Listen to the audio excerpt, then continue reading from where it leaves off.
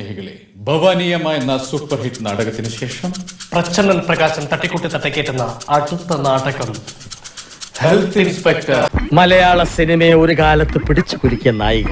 Actually, what is politics? Politics, I think politics is the art of changing impossible things of today to the possible things of tomorrow.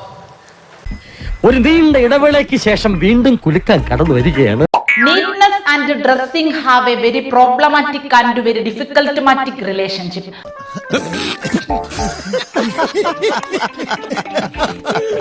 Actually, what is neatness? Neatness, I think neatness is the art of changing dirty dresses of yesterday to Sushila!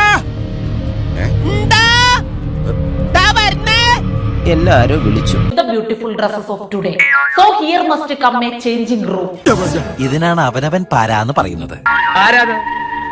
ആരാണ് ചോദിച്ചത്? ഏത് നിക്കണ കണ്ടില്ലേ?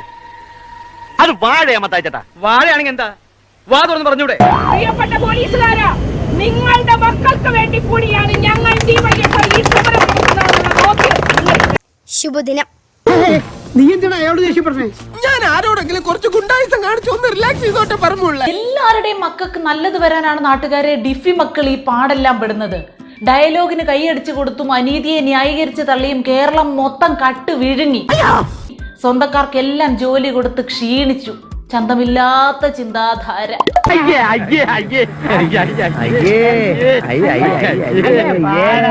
കടുത്ത അഴിമതി വിദ്യാഭ്യാസ രംഗത്ത് നടത്തിക്കൊണ്ടാണ് കേന്ദ്ര ഗവൺമെന്റ് മുമ്പോട്ട് പോകുന്നത്. ഇനി നമ്മൾ എന്ത് ചെയ്യുമല്ലയ്യ?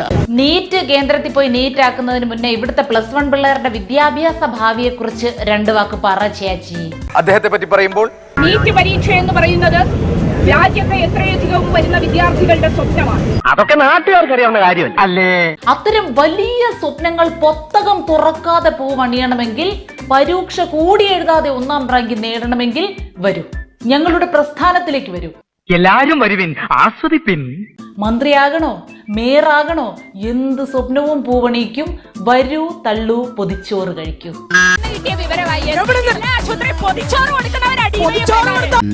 ഇവൻ നിനക്കൊരു പരാജയമാണ് എന്നും. ഐ മീൻ ലോക പരാജയം. അക്ഷരാർത്ഥത്തിൽ രാജ്യത്ത് പഠിക്കുന്ന വിദ്യാർത്ഥികളെ ഒന്നടങ്കം വിഡ്ഢികളാക്കിക്കൊണ്ടുള്ള സമീപനമാണ് കേന്ദ്ര ഗവൺമെന്റ് സ്വീകരിച്ചുകൊണ്ടിരിക്കുന്നത്. അയ്യോ, അത് കഷ്ടായില്ലോ. ഇതിനകത്ത് ഇത്ര സങ്കടപ്പെടാൻ എന്തോ ഇരിക്കുന്നു. മനുഷ്യരെ കുറച്ച് കണ്ണിച്ചോര വേണം. ഞങ്ങളകത്ത് വേണമായിരുന്നു. കറക്റ്റ് ഉത്തരം നീട്ടത് ചോക്കൊണ്ട് 2 അടിവരൊക്കെ ഇട്ടിട്ടേ സ്ലോ മോഷൻ നടന്ന് പെണ്ണുങ്ങളിടയ്ക്ക് ഷൈൻ ചെയ്താണ്. നമുക്ക് പോവാം.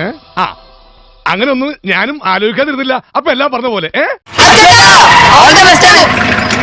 താങ്ക്സ് മോനെ ദിനേശ. താങ്ക്സ് അടിച്ചു പൊളിക്കടാ.